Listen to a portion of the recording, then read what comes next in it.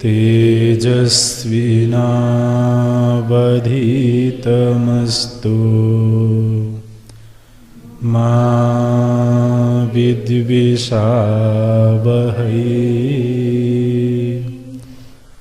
ॐ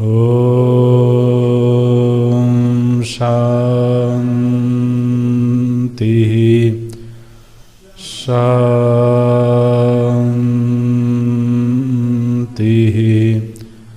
शान्ति।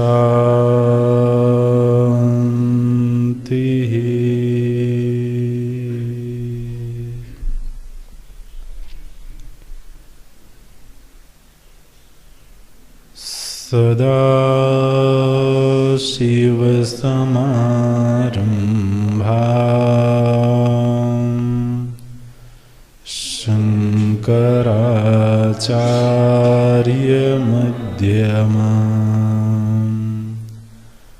अस्मदाचार्यपर्यन्ताम् वन्दे गुरुपरम्पराम्।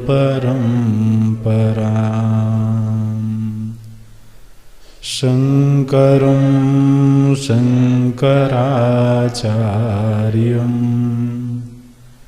केशवं बादरायणं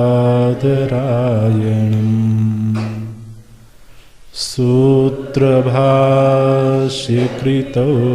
वन्दे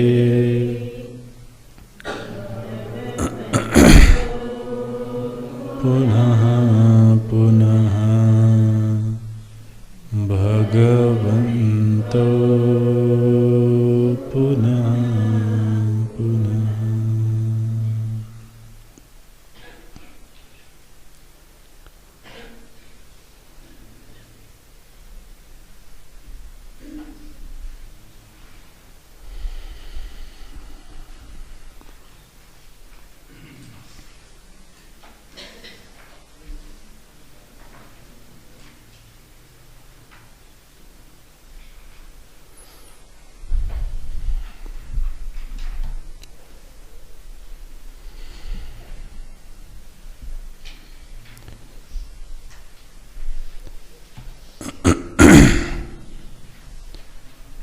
भगवान शंकराचार्य जी द्वारा रचित अनेक प्रकरण ग्रंथों में से एक है भज गोविंदम। यह एक प्रकरण ग्रंथ है। प्रकरण ग्रंथ से हम लोग परिचित हैं। प्रकरण ग्रंथ शास्त्र के किसी एक विषय पर केंद्रित होता है। एक दो तीन विषयों को लेता है और फिर उस विषय का अनेक ग्रंथों का सहारा लेकर के विस्तार करता है। शास्त्रैक देश संबद्धः शास्त्र कार्यांतरे स्थितः आहुः प्रकरणं नाम ग्रंथभेद विपश्चितः।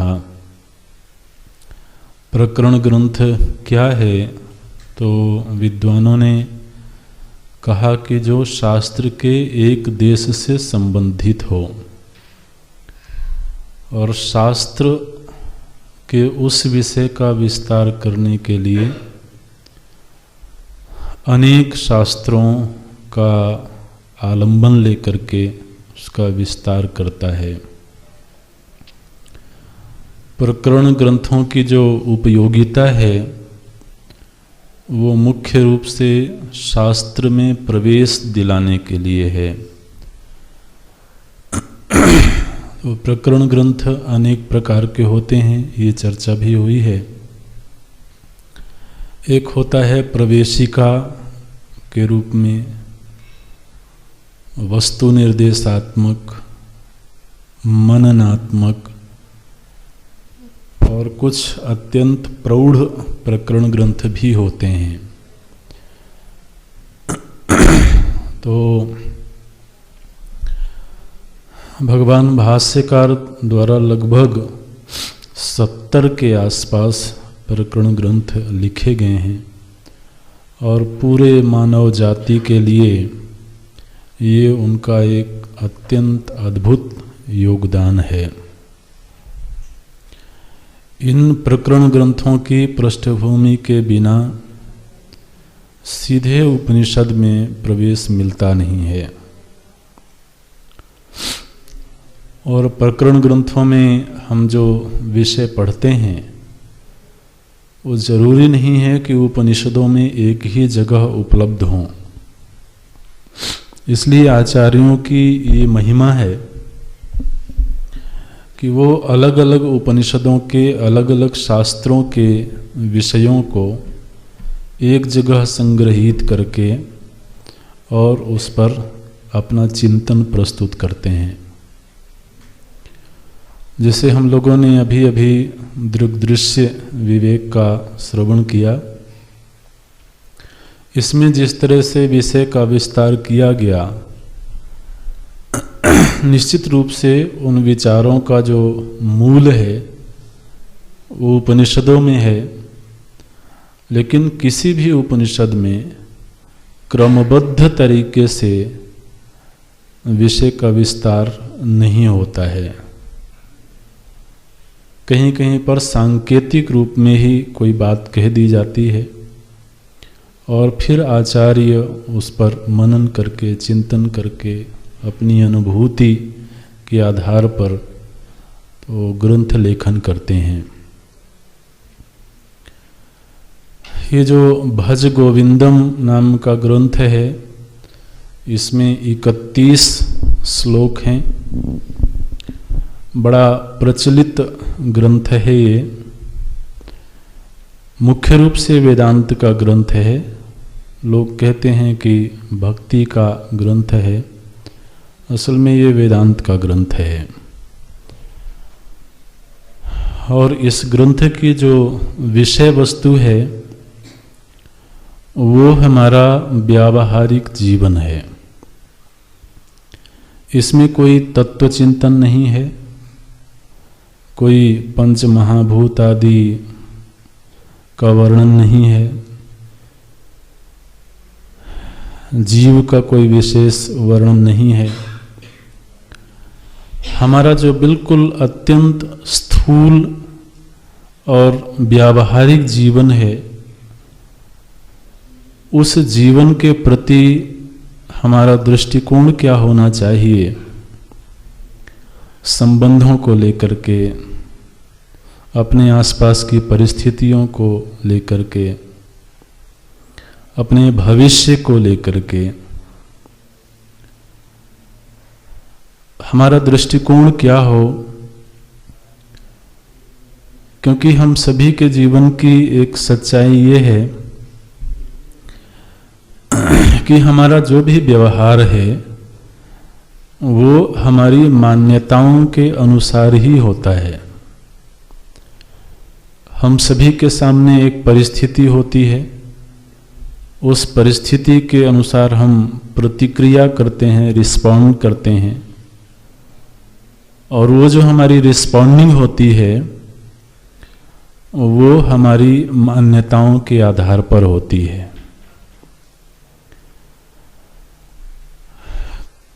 ऐसा लगता है कि हम लोगों का जो व्यावहारिक जीवन है वो हमारी दृष्टि में बड़ा खूबसूरत है,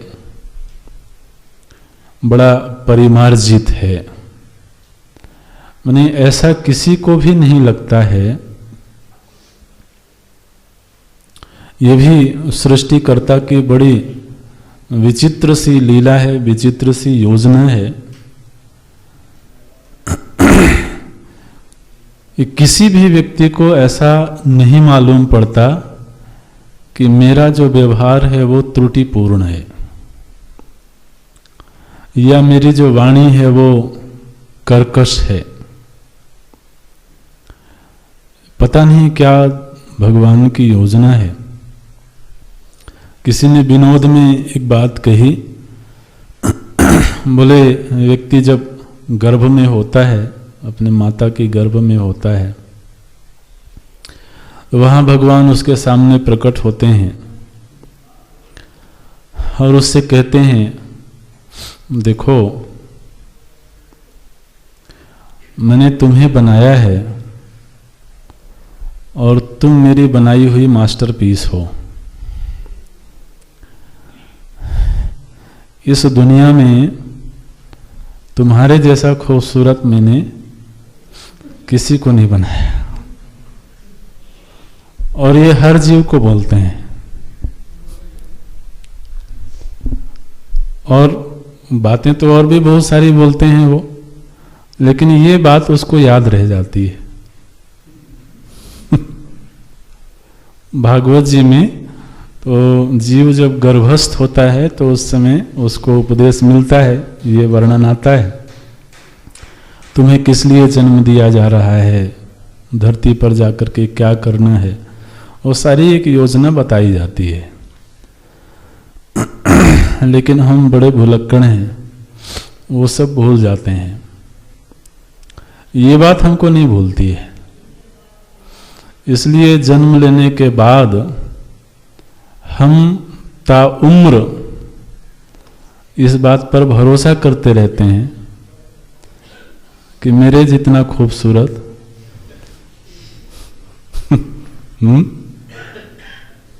कोई नहीं है, मेरे जैसा व्यवहार कोई नहीं करता है। तो एक कुछ नैसर्गिक सी व्यवस्था है, हमें अपने व्यवहार के प्रति बड़ा भरोसा है, होना भी चाहिए। लेकिन कभी शास्त्रों की नज़र से भी अपने आप का परीक्षण करना है हमें। आखिर हम शास्त्र की शरण में हैं, तो अब तक का जो हमारा जीवन था उस जीवन के प्रति, उस व्यवहार के प्रति एक बार जरा शास्त्र की मुहर भी लगनी चाहिए। तो इसलिए ये ग्रंथ एकदम सरल ग्रंथ है, व्यावहारिक ग्रंथ है। और इन सभी 31 श्लोकों में एक बात जो कही गई है वो कही गई है भज गोविंदम। ये आप समझिए कि इस ग्रंथ का केंद्रीय वाक्य है, ये सबसे महत्वपूर्ण वाक्य है। इसलिए इस ग्रंथ का ही नाम रख दिया गया भज गोविंदम। हालांकि इस ग्रंथ के और भी नाम हैं, कहीं कहीं पर केवल 12 श्लोक भी मिलते हैं। ऐसा भी कुछ आचार्यों ने कहा कि इस ग्रंथ के जो प्रारंभिक 12 श्लोक हैं, आदि गुरु शंकराचार्य जी के द्वारा केवल उतने ही श्लोक रचे गए थे। बाद के जो श्लोक हैं उनके शिष्यों के द्वारा प्रणीत हुए। लेकिन ऐसा मानने में कोई बहुत प्रामाणिकता नहीं है। पूरा ही ग्रंथ भगवान भाष्यकार का है, ऐसा मान के ही हमको अध्ययन करना है। तो इस ग्रंथ का एक नाम है मोह मुद्गर। मोह मुद्गर, मुद्गर आप जानते हैं? नहीं जानते? मुदगर माने जिससे व्यक्ति की पिटाई की जाती है। माने जो डंडा होता है ना, जिससे पिटाई करते हैं, उससे कसरत भी करते हैं। एक हाँ मोटा सा होता है वो, लकड़ी का, बहुत बड़ा नहीं होगा, तो उससे भांजते हैं उसको, तो वो कसरत के उपयोग में आता है, लेकिन दूसरे काम में भी आता है वो। तो बोलते हैं कि ये जो ग्रंथ है, ये ग्रंथ नहीं है, मुदगर है ये। तो आप नाम से जरा समझ लेना कि इस ग्रंथ का कार्य क्या होगा।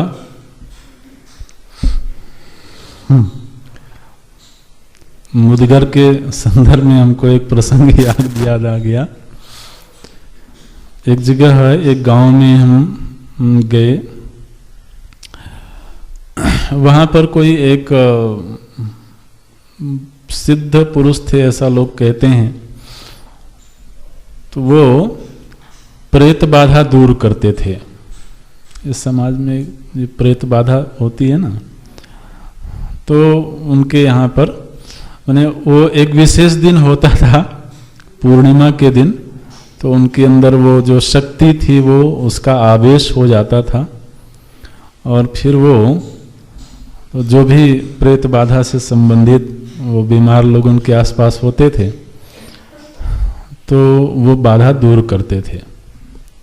पता नहीं क्या संयोग था, हमारा जाना हुआ वहां, हमें कोई प्रेत बाधा नहीं थी।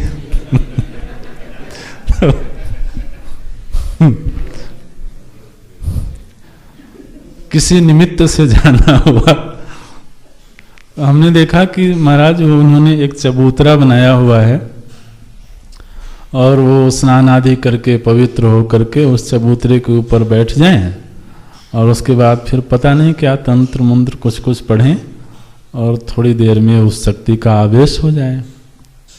और उनके सामने ही चबूतरे के नीचे उनके एक छोटे भाई हैं, उनको बिठा दें, और उनके हाथ में एक मुदगर रख देते हैं।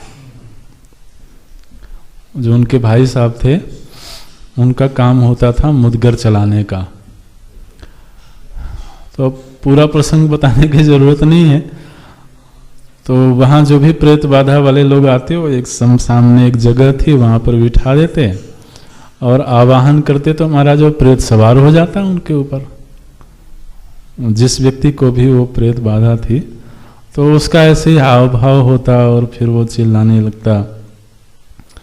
तो थोड़ी देर तक तो वो समझाते, अब कुछ बड़े अड़ियल होते हैं, समझने से समझते नहीं हैं, तो फिर आगे का काम उनके भाई साहब करते थे। तो उसकी थोड़ा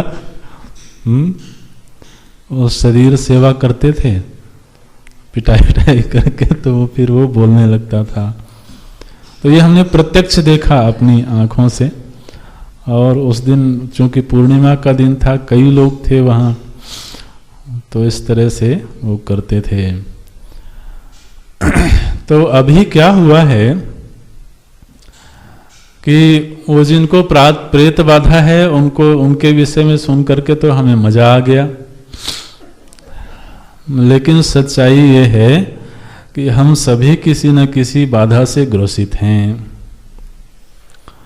ये जो मोह की बेड़ियां हैं ना, जीव के लिए शास्त्र ने कहा तुम शुद्ध बुद्ध मुक्त आनंद स्वरूप हो। शास्त्र ने कहा, हमने सुना, लेकिन वो बेड़ियां वहीं की वहीं हैं। मैं और मेरा, ये जो उल्टी समझ है, बिल्कुल सत्य के विपरीत जो मान्यता है,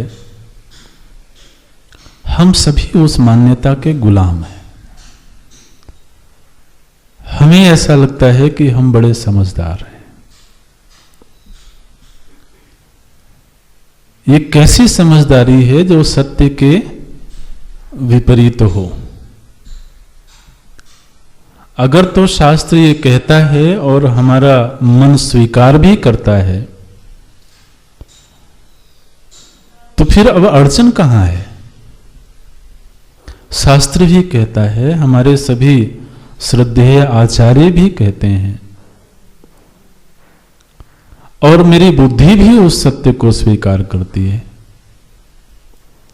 इन सब के बावजूद इस मोह से बाहर क्यों नहीं निकल पा रहे हैं?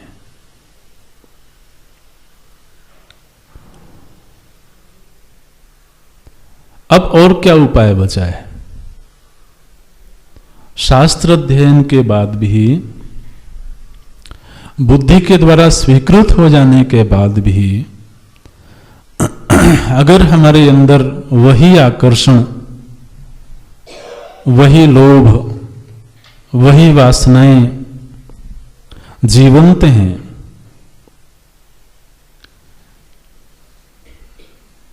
तुमने समस्या गंभीर है। लेकिन इलाज तो होना चाहिए। कभी कभी ऐसा देखा जाता है कि बड़े लंबे समय तक साधना करने के बाद भी व्यक्ति इस मोह के बंधन से बाहर नहीं निकल पाता है। सत्संग में बैठता है तो एक मनोवृत्ति होती है, बाहर निकलता है तो दूसरी मनोवृत्ति हो जाती है, और ये इस आध्यात्मिक यात्रा में बाधा है। ये कोई बहुत पोषण करने की वस्तु नहीं है। तो ये जो मोह है, उल्टी समझ है, इसके ऊपर चोट लगनी चाहिए, उसके ऊपर आघात लगना। कुछ ऐसी चीजें होती हैं जो बिना आघात के नहीं मिटती हैं। भगवान भाष्यकार कृपा करके एक सरल शब्दों में लिखा हुआ ग्रंथ हमारे सामने प्रस्तुत करते हैं, और ये जो छोटी छोटी हमारी बाधाएं हैं, ध्यान रखना, ये बाधाएं आध्यात्मिक यात्रा में रुकावट पैदा करती हैं। क्योंकि आध्यात्मिक यात्रा की पहली ही शर्त है निवृत्ति।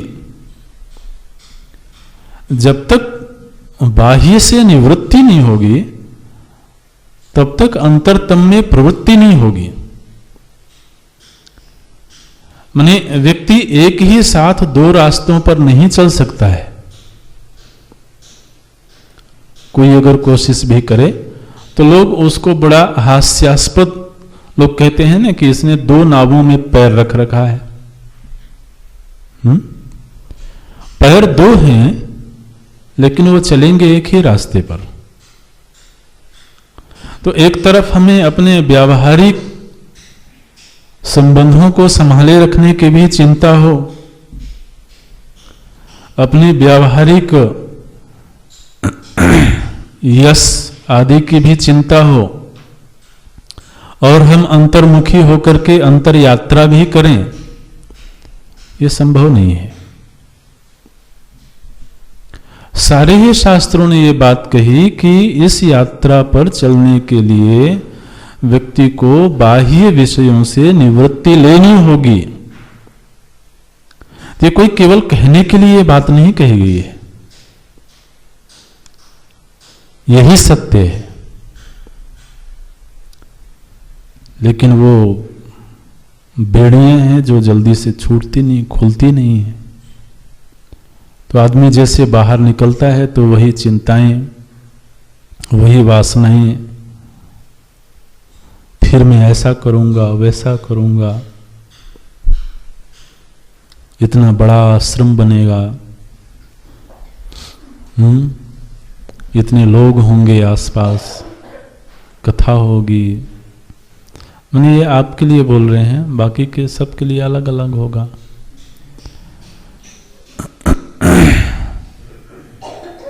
तो ये क्या है? और वर्तमान संबंधों को लेकर के व्यक्ति उलझा हुआ है। उसको लगता है कि मैं बहुत कर्तव्यनिष्ठ हूं। अपनी नासमझी को किसी धर्म का चोला नहीं पहनाना चाहिए। तो ये जो भी हमारी मान्यताएं हैं, इन पर कहीं चोट लगे, वो चोट शास्त्र और गुरु के सहारे ही लग सकती है। वो वैचारिक चोट लगेगी तभी जो गलत विचार हैं उनका निस्सरण होगा, उनका त्याग होगा। छोटी छोटी चीजें, छोटी छोटी बातें हमको ऐसे बांध के रख लेती हैं कि हम बहुत बड़े बड़े लाभ को छोड़ बैठते हैं। उसके लिए ये ग्रंथ बड़ा उपयोगी है। तो इसलिए आचार्यों ने इसका एक नाम रखा मोह मुद्गर।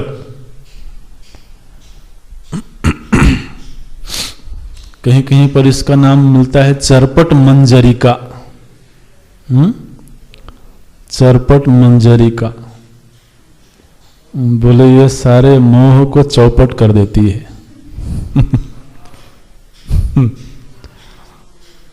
तो इस तरह से अलग अलग नाम रखे गए। हाँ, हम लोग पाठ करेंगे, आप हमारे पीछे दोहराइएगा।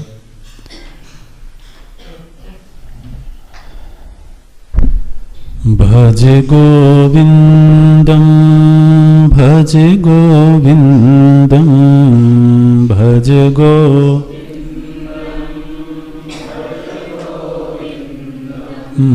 भज गोविंदम भज गोविंदम भज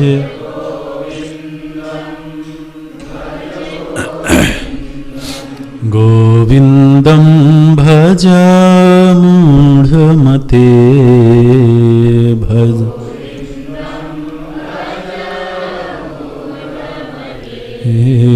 गोविंदम भज मूढ़मते गोविंदम संप्राप्ते सन्निहिते काले संप्राप्ते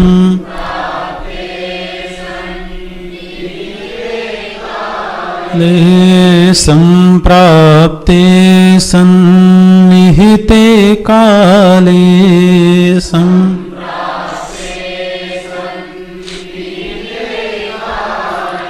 नहीं नहीं रक्षति डुकृङ्करणे नहीं नहीं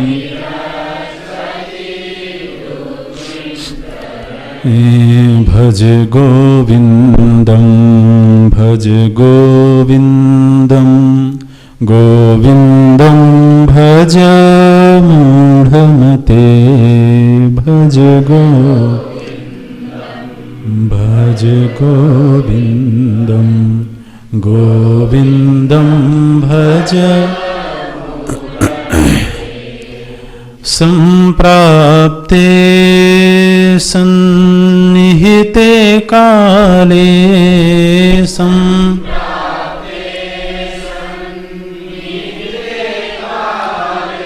नहीं नहीं रक्षति डुकृङ्करणे नहीं नहीं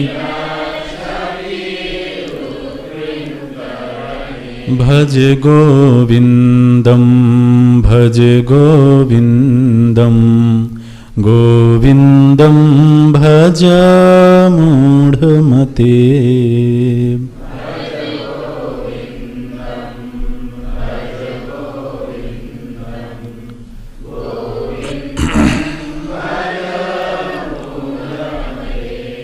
मूढ़ जही धनागम तृष्णा मूढ़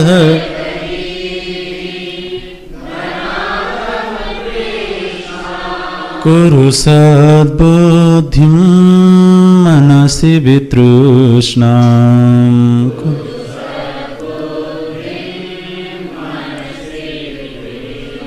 यल्लभसे निज कर्मोत्पातं यल्लभसे निज वित्तं तेन विनोदय चित्तं वित्तं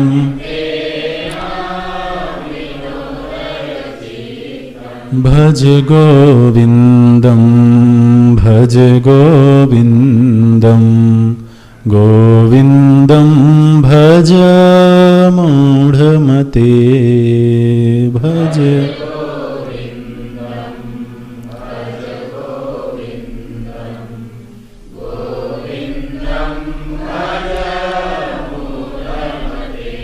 नारी स्तन भरनाभिदेशम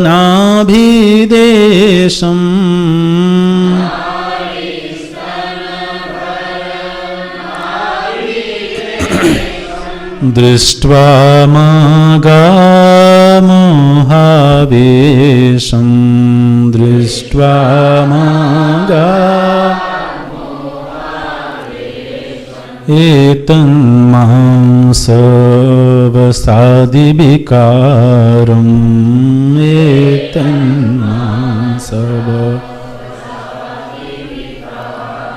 मनसि विचिन्तय बारंबारं मनसि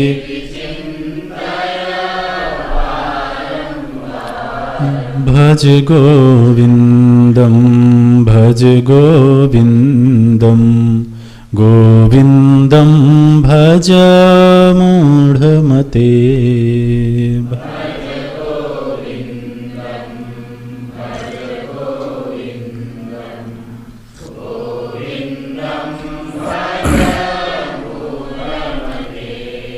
नलिनी दलगत जलमति तरलम नलिनी दलगत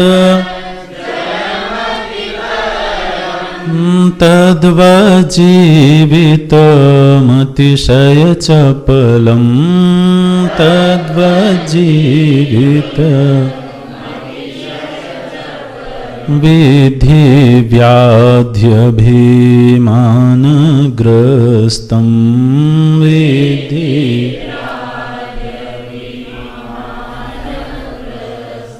लोकं शोकहतं च समस्तं लोकं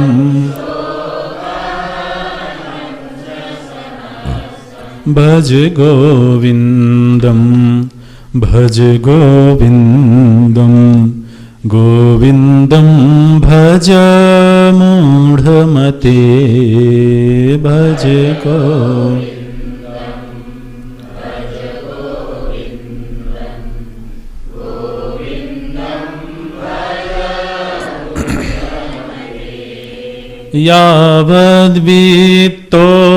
यावद्वित्तोपार्जन सक्तः यावद्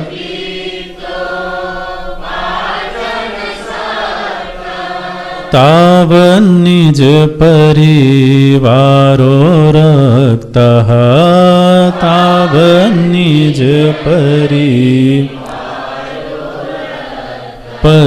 पश्चाज्जीवति जर्जर देहे पश्चात्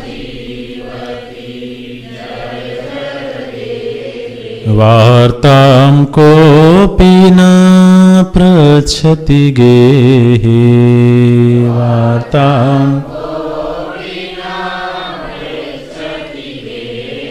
भज गोविंदम भज गोविंदम गोविंदम भज मूढ़मते भज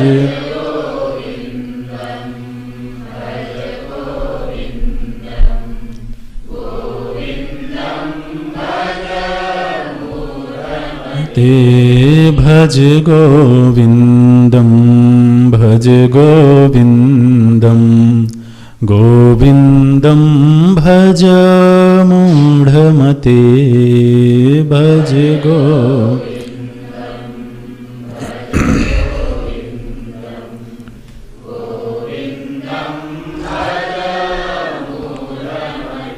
गोविंदम भज मूढ़मते गोविंदम।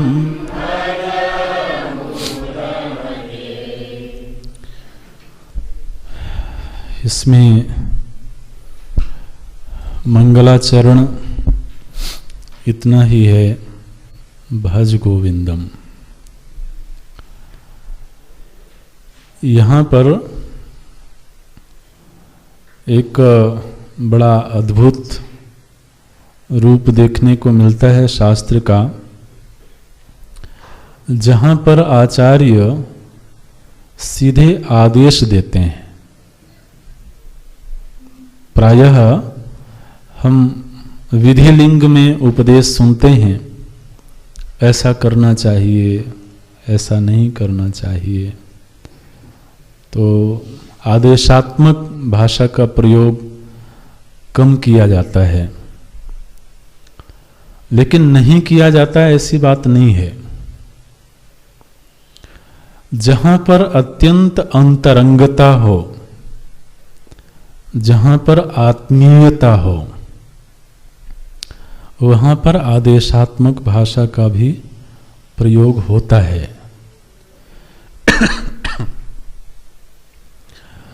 तो क्योंकि वहां ये भरोसा होता है कि ये जो शिष्य है ये इस वक्तव्य को अन्यथा नहीं लेगा, ये शरणागत है, विनम्र है, समर्पित है, और ये चाहता है कि इसके ऊपर शासन होवे, इसी के कल्याण के लिए। तो वहाँ ये आदेशात्मक भाषा का भी प्रयोग करते हैं। यहाँ पर आचार्य आदेश देते हैं। ऐसा संकेत मिलता है कि जिनके प्रति भी ये उद्गार व्यक्त हुए होंगे भगवान भाष्यकार के, उनके प्रति बड़ी आत्मीयता का भाव आया होगा, वात्सल्य का भाव उमड़ा होगा। ऐसा प्रसंग सुना जाता है कि भगवान भाष्यकार वाराणसी में गंगा जी के तट पर अपने शिष्य प्रशिष्यों के साथ विचरण कर रहे थे, विहार कर रहे थे, और वहां पर उन्होंने देखा कि घाट पर कोई सज्जन, हालांकि उनका शरीर जर्जर हो चुका है, वृद्ध हैं, लेकिन वो वहां घाट पर बैठ करके व्याकरण के सूत्र रट रहे हैं। व्याकरण हम लोग पढ़ते हैं ना, तो व्याकरण के सूत्र वो रट रहे हैं, अष्टाध्यायी याद कर रहे होंगे, है ना। तो माहेश्वर सूत्र तो आरंभिक होता है, तो वो महाराज व्याकरण के सूत्र याद कर रहे थे। भगवान भाष्यकार ने देखा, थोड़ी देर तक सुनते रहे। अब वैसे तो ये अच्छी बात है, व्याकरण पढ़ना, याद करना बहुत अच्छी बात है। तो उसके पास गए, उनके साथ कुछ वार्तालाप हुई। पूछते हैं आपकी उम्र क्या है? बोले उम्र तो आप शरीर को देख के ही समझ लीजिए। बोले अच्छा,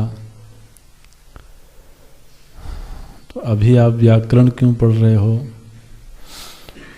बोले क्या किसी ने कहा है कि वृद्धावस्था में नहीं पढ़ना चाहिए व्याकरण? अरे भाई, विद्या तो विद्या है, किसी भी उम्र में प्राप्त होवे, इसमें क्या बुराई है? तो बुराई तो कुछ नहीं है,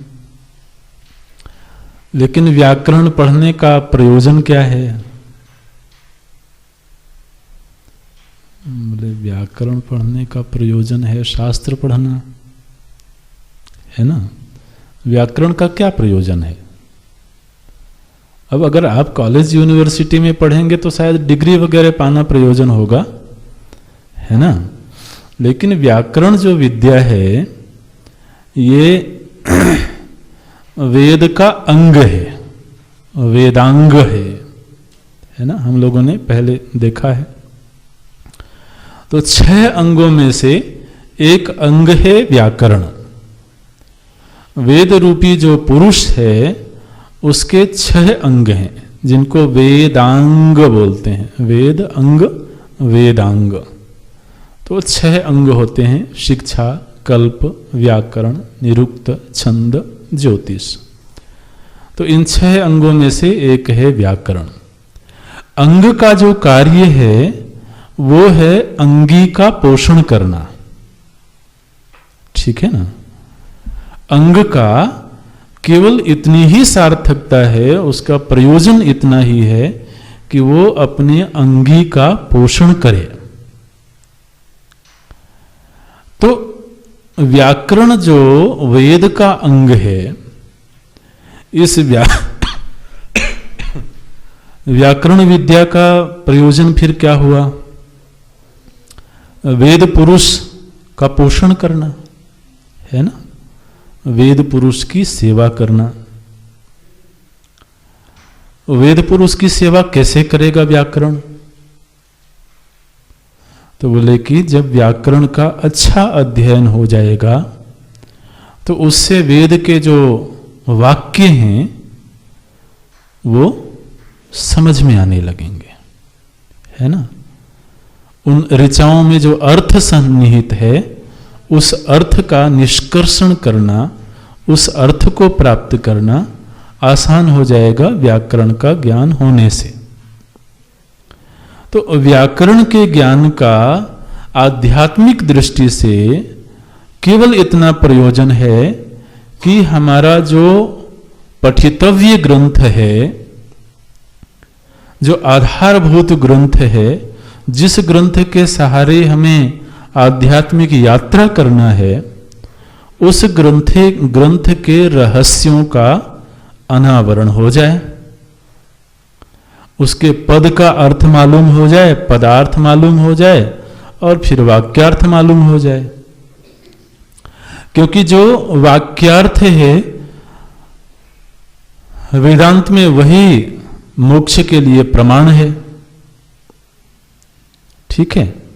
व्याकरण की भूमिका को जरा इस तरह से समझ लेना। एक आध्यात्मिक साधक के लिए जो प्रमाणभूत वस्तु है वो है महावाक्य। क्योंकि गुरु के श्रीमुख से महावाक्य का श्रवण करके ही जीव को मुक्ति की प्राप्ति होगी, उसके लिंग शरीर का नाश होगा।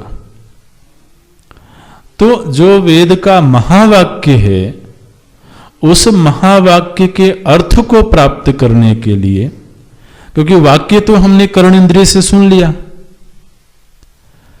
लेकिन किसी वाक्य को कर्ण इंद्रिय से सुन लेना मात्र ही श्रवण साधना नहीं है। श्रवण साधना की महिमा तो अब आप समझ चुके हैं। तो श्रवण जो साधना होती है वो केवल वाक्य का श्रवण ही नहीं है, बल्कि उस वाक्य का हृदय में जाना और वहां उसका जो अर्थ है वो अर्थ खुल जाना, हृदय में जाकर के उस वाक्य के अर्थ का अनावरण हो जाना। जैसे कि हमने गुलाब बोला तो गुलाब एक शब्द आपने कर्ण इंद्रिय से सुना और उस शब्द ने आपके हृदय में उस विशेष आकृति के पुष्प को प्रकट किया, ठीक है ना। तब जाकर के वो जो शब्द श्रवण है वो सार्थक हुआ और श्रवण साधना कंप्लीट हुई। यानी श्रवण तब जाकर के पूरी होती है जब वाक्य का अर्थ हमारे हृदय में प्रकट हो जाए और वह अर्थ जो गुरु परंपरा से प्रवाहित हो रहा है, कोई भी अर्थ नहीं। यह भी अर्थ के लिए बड़ी अनिवार्य शर्त है कि उस वाक्य का वही अर्थ हमारे हृदय में प्रकट होना चाहिए जो अर्थ आचार्य के हृदय में है। बोले ये तो बड़ा मुश्किल काम है।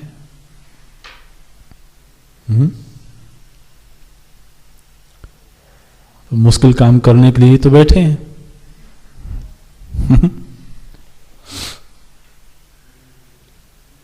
बिल्कुल वो अर्थ प्रकट होना ही चाहिए जो आचार्य के हृदय में होवे, अन्यथा तो आचार्य के हृदय में कोई और अर्थ हो और शिष्य के हृदय में कोई और अर्थ प्रकट होवे तो महाराज ये जो गुरु परंपरा है ना, इसमें विकृति आ जाएगी। हमारे आचार्य ने हमें कोई और अर्थ समझाने की कोशिश की हो और हमने कोई और अर्थ समझा हो, तो अब जब हम उस विद्या को आगे ले जाएंगे तो ये शर्त तो होनी चाहिए ना कि जो वो देना चाहते थे हमको उसी को हम आगे ले जाएं। तो अगर तो हमने उसको उस तरीके से ग्रहण नहीं किया जिस तरीके से करना चाहिए था, तो हमने उसको विकृत कर दिया। तो ये जो गुरु परंपरा है जिसकी इतनी महिमा है वो खंडित हो जाएगी। इसलिए इस वेदांत विद्या की परंपरा में ऐसा हो नहीं सकता, ऐसा होगा नहीं। ये तो हमारा दायित्व है, ये हमारी साधना है, हमारी तपश्चर्या है कि हम इस तरह से ट्यून्ड हो जाएं कि हम वही अर्थ ग्रहण करें जो ग्रहण करवाने का प्रयत्न हो रहा हो। नहीं तो भगवान शंकराचार्य तो आज से 2000 वर्ष पहले हुए हैं। अब 2000 साल पहले हुआ व्यक्ति क्या कहना चाहता है, इन 2000 सालों में अगर हर आचार्य अपने अपने ढंग से अर्थ का प्रकाश करता तो अब तो हम बिल्कुल ही उनसे बहुत दूर हो चुके होते। लेकिन सौभाग्य की बात है कि ऐसा नहीं हुआ है। उस गरिमा को, उस पवित्रता को बनाए रखा गया है। तो वो वाक्य जब हमारे करुण इंद्रिय से हमारे हृदय में जावे तो वो उसी अर्थ को खिला दे, उसको प्रकट कर दे। इसके लिए जरूरी है कि हमें उस वाक्य की भाषा का ज्ञान हो, है ना। वो वाक्य जिस भाषा में प्रयुक्त हुआ है उस भाषा का ज्ञान हो, उसकी जो पृष्ठभूमि है उसका ज्ञान हो। तो इसलिए वेदांत विद्या जिस भाषा में है या कोई भी विद्या जिस भाषा में है उस भाषा का व्याकरण जब हमें मालूम होगा तो उसके पद का अर्थ प्राप्त करना सहज होगा। अन्यथा महाराज वो पुड़िया में बंद है, खुलता ही नहीं है। तो इसलिए शास्त्रार्थ के लिए, शास्त्रार्थ माने शास्त्र का अर्थ प्राप्त करने के लिए, शास्त्रार्थ मतलब नोक झोंक नहीं, ऐसे अर्थ का अनर्थ नहीं सोचना। शास्त्रार्थ मतलब शास्त्र के अर्थ को प्राप्त करने के लिए जो व्याकरण विद्या है वो अंगभूत है। अच्छा, किसी ने जीवन भर अंग की सेवा करी, अंगी से दूर रहा, तो वो भी अधूरी बात है। अंगी के पोषण के लिए अंग की अनिवार्यता है, लेकिन कोई जीवन भर केवल अंग के ही पीछे दौड़ता रहे और वो अंगी तक न पहुंच सके तो ऐसे व्यक्ति को क्या कहा जाएगा? हम तो हिम्मत कैसे कर सकते हैं, लेकिन भगवान भाष्यकार की भाषा में उसको मूढ़ कहा जाएगा। ठीक है। तो ये जो परंपरा है ना, जिस तरीके से एक विद्या दूसरे में हमें ले जाती है, दूसरी तीसरे में ले जाती है, तो उसमें हर विद्या का जो स्थान है, उसकी जो भूमिका है, उसका ज्ञान हमें रहना चाहिए। अच्छा, जब हमने वेद का आश्रय लिया, अंगी का आश्रय लिया, तो अंगी का आश्रय लेने पर प्राप्त क्या हुआ? बोले एक आदेश प्राप्त हुआ। क्या आदेश प्राप्त हुआ? भज गोविंदम, है ना। सारे शास्त्र, सारे ग्रंथों ने क्या कहा? बोले गोविंद को भजो, यही कहा ना। नाम रूप अलग अलग तरीके से होंगे, लेकिन मुख्य वक्तव्य क्या है शास्त्रों का? भज गोविंदम। भज का अर्थ बताया था पहले। भज माने होता है रमण करना, रस लेना। तो अब तक तो हम विषय रस में डूबते रहे हैं, बाह्य रस में डूबते रहे हैं। जब शास्त्र का आश्रय लिया तो उन्होंने आदेश दिया, अब गोविंद के रस में डूबो। भजनम नाम रसनम। अभी अभी हम लोगों ने रसावेशात पढ़ा, रसास्वाद पढ़ा। बिल्कुल वही वक्तव्य है, वाक्य छोटा सा है, भज गोविंदम, लेकिन ये पूर्व पठित सारे ग्रंथों का तात्पर्य वही है। गोविंद मने होता है जो अंतर्दृक् है। गवां विंदति इति गोविंदः, जो हमारी समस्त इंद्रियों को, अंतर इंद्रियों को, बहिर इंद्रियों को चेतना प्रदान कर रहा है, सत्ता प्रदान कर रहा है, जिसकी वजह से इनमें प्रियता मालूम पड़ती है, उस चेतन तत्व का नाम गोविंद है। वो चाहे सगुण साकार के रूप में इंद्रिय के सामने हो, चाहे निर्गुण निराकार के रूप में इंद्रिय के पीछे हो, वो वस्तु वही है।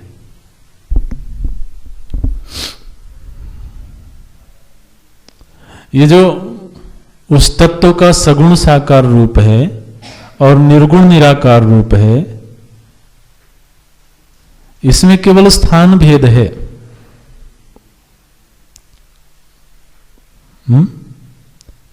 सगुण साकार मने जो इंद्रिय के सामने आके खड़ा हो गया, और निर्गुण निराकार मने जो इंद्रिय के पीछे है। इतना ही भेद है। माने जहां से इंद्रियां सत्ता प्राप्त करके फिर व्यवहार करती हैं, जहां से इंद्रियां चेतना प्राप्त करके सचेष्ट मालूम पड़ती हैं। बड़ा हल्का सा दृष्टांत आ रहा है, लेकिन समझने के लिए ठीक है। जैसे वृक्ष है, बड़ा वृक्ष दिखाई देता है, हरा भरा वृक्ष दिखाई देता है, लेकिन उस वृक्ष को पोषण कहां से मिल रहा है? जड़ों से मिल रहा है। वो जड़ें दिखती नहीं है ना? वो वृक्ष के पीछे हैं, लेकिन उनके बिना वृक्ष का कोई अस्तित्व तो नहीं है। इसलिए वृक्ष का एक नाम है पादप। पादप माने पादेन पिबति इति, जो अपने पैरों से रस लेता है। जड़ें क्या हैं? वो उसके पैर हैं। तो पादेन पिबति इति पादपः, ऐसे। तो इसी तरह से ये इंद्रियां बाहर क्रिया करती हुई तो दिख रही हैं, सचेष्ट दिख रही हैं, लेकिन इनको सत्ता, इनको चेतना, इनको प्रियता कहां से मिल रही है? बोले जहां से मिल रही है उसका नाम गोविंद है।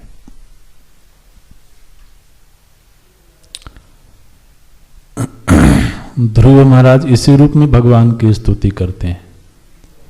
योऽन्तः प्रविश्य वाचमिमां प्रसुप्तां संजीवयत्यखिल शक्तिधरः स्वधाम्ना अन्यांश्च हस्तश्रवणत्वगादीन् प्राणान् नमो भगवते पुरुषाय तुभ्यम्। जब भगवान सामने प्रकट हुए ध्रुव जी के, तो ध्रुव जी जो स्तुति करते हैं ना, स्तुति में पहला ही जो श्लोक बोला उन्होंने, वो गोविंद के इस रूप की स्तुति करते हैं। बोलते हैं, जो मेरे हृदय में बैठ करके यह अंतः प्रविश्य, जो हृदय स्थली में बैठ करके माम इमाम प्रसुप्ताम वाचाम संजीवयति, मेरी इस सोई हुई वाणी को जिसने जगा दिया। बोल नहीं पा रहे थे, छोटे से बालक थे, तो भगवान ने ऐसे अपने शंख का स्पर्श करवाया था तो बोलने लगे। तो बोलते हैं, मेरी जो सुप्त वाणी है उसको जिस अंतर्यामी ने, जिस चेतन तत्व ने जागृत कर दिया, और अन्यांस्त हस्त श्रवणत्वगादीन, अन्य जितनी श्रवण आदि इंद्रियां हैं सभी को जो जीवंतता प्रदान कर रहा है, ऐसे परम पुरुष को मैं ध्याता हूं। उसका नाम गोविंद है। तो चाहे सगुण साकार का भजन हो, चाहे उस तत्व का चिंतन हो, दोनों के लिए आदेश यही है, भज गोविंदम। तत्व चिंतन हो रहा हो, वो भी इसी आदेश का पालन है, और हम उनके सामने, उनके विग्रह के सामने बैठ करके उनसे वार्तालाप कर रहे हों, उनसे चर्चा कर रहे हों, तो भी इसी आदेश का पालन है। इसलिए ये बड़े महत्व का वाक्य, भज गोविंदम, भज गोविंदम। और लोग कहते हैं त्रिबार बोलने पर वो बात अकाट्य हो जाती है। गोविंदम भज मूढ़मते, अरे मूढ़मते, कब तक व्याकरण रटते रहोगे? आप ध्यान रखना, व्याकरण की कोई निंदा नहीं की गई है, वो अंग अंगी जो संबंध की चर्चा हमने करी है वो है। तो आप देखिए समाज में ये बहुत आयत मात्रा में देखने को मिलता है। जो वैदिक लोग हैं वो वैदिक लोग भी महाराज एक ही अंग में उलझ के रह जाते हैं कि वो कोई ज्योतिषी है, बहुत बड़ा ज्योतिषी है, अब वो ज्योतिष विद्या में ही उलझ के रह गया है ना। कोई सूत्र ग्रंथ आदि का अध्ययन करता है, शुल्ब सूत्र, गृह्य सूत्र आदि का, उनमें कर्मकांड की विद्या है, तो कर्मकांडी बन करके ही पूरा जीवन गुजार देता है। कोई व्याकरण का अध्ययन करता है, व्याकरणाचार्य है, डिग्रियां बहुत बड़ी बड़ी हैं, लेकिन पूरा जीवन उस व्याकरण के अध्ययन में ही गुजर गया। तो उसके लिए अब भगवान भाष्यकार तो जगत गुरु है ना, जगत के गुरु हैं, ऐसे अर्थ करना। तो अब जगत में कोई भी हो उसको तो वो आदेश दे ही सकते हैं, इसलिए बोलते हैं अरे मूढ़ मते, अरे ना समझ, दुनिया की दृष्टि में तू बहुत बुद्धिमान होगा, प्रकांड पंडित होगा, लेकिन अगर गोविंद का भजन नहीं हुआ तो अभी बुद्धि की मूढ़ता गई नहीं है। संप्राप्ते सन्निहिते काले, बोले अब बिल्कुल तुम्हारे मृत्यु का समय समीप आ गया है, संप्राप्त हो चुका है, सन्निकट हो चुका है। इस मृत्यु के काल से ये जो तुम्हारी व्याकरण विद्या है ये तुम्हारी रक्षा नहीं करेगी, नहीं रक्षति। डुक्रिंकरण, क्रिय धातु है एक, तो एक धातु विशेष की ओर संकेत कर देते हैं, केवल एक सांकेतिक वक्तव्य है कि ये जो तुम महाराज बड़ा गौरव होता है, आप इसको बहुत हल्के में मत लेना। व्याकरण का अच्छा ज्ञान हो किसी व्यक्ति को तो वो व्यक्ति समाज में प्रतिष्ठित होता है, सम्मानित होता है, गौरवान्वित होता है। वो तो ठीक है, अर्थकरी विद्या भी है, वो यशकरी विद्या भी है, तो सब व्यावहारिक उपलब्धियां तो प्राप्त हो सकती है, इसमें कोई दो राय की बात नहीं है। लेकिन जहां तक अमरता की प्राप्ति है वो इन अंगभूत विद्याओं से नहीं संभव है। इसलिए वो एक प्रौढ़ वक्तव्य है और ये आचार्य का अधिकार होता है। भगवान भाष्यकार को माने दुनिया के दूसरे धर्म के लोगों ने भी, दूसरे दर्शन के लोगों ने भी अपना आचार्य माना। आप कभी भगवान शंकराचार्य जी की जो दिग्विजय यात्रा है, वो ग्रंथ पढ़ना, एक पूरा ग्रंथ बनाया गया दिग्विजय यात्रा पर।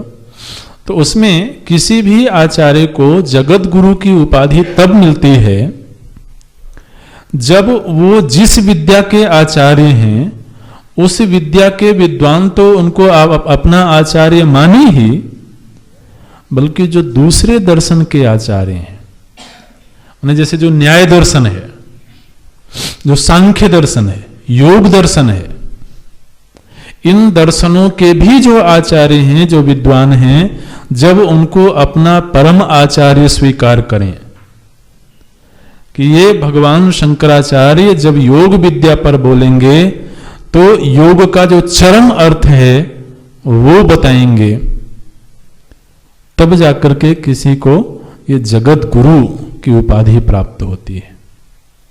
केवल एक विद्या के आचार्य होने से ये उपाधि नहीं मिलती है। अब वैसे आजकल कैसे मिलती होगी वो तो अब ठीक है, जो भी है अच्छा है, लेकिन मुख्य बात तो ये है परंपरा की दृष्टि से। और भगवान भाष्यकार तो समस्त विद्याओं के परम आचार्य हैं, इसलिए वो किसी को भी आदेश दे सकते हैं। तो कोई वैयाकरणी है, व्याकरण के मूर्धन्य विद्वान हैं, तो उनको आदेश देते हुए बोलते हैं, बेटा बहुत उच्च कोटि की विद्या तुमने पाई है, लेकिन ये विद्या तुम्हें अमरत्व नहीं दे सकती है। अमृत तत्व की प्राप्ति तो गोविंद का भजन करने से ही प्राप्त होगी। इसलिए, और जबकि अब जीवन का एक तरह से अवसान हो रहा है, जीवन की अंतिम घड़ियां चल रही हैं, और तब भी अभी तुम केवल अंग की सेवा में लगे हो, तो यह समझ जरा अधूरी है। इस समझ का परिमार्जन करो और जो शास्त्र का मुख्य आदेश है उसका पालन करो। ये है प्रथम श्लोक, भज गोविंदम भज गोविंदम गोविंदम भज मूढ़मते संप्राप्ते सन्निहिते काले नहीं नहीं रक्षति डुक्रिं करणे। तो इसमें मुख्य बात जो कही गई वो ये है कि शास्त्रों का जो अंतिम आदेश हो वो हमें हर वक्त याद रहना चाहिए, और बाकी जो दूसरी विद्याएं हैं वो विद्या उपकारी हैं, उनका स्थान हमें मालूम होना चाहिए, और अपना लक्ष्य कभी विस्मृत नहीं होना चाहिए। अभी यहीं तक रखते हैं।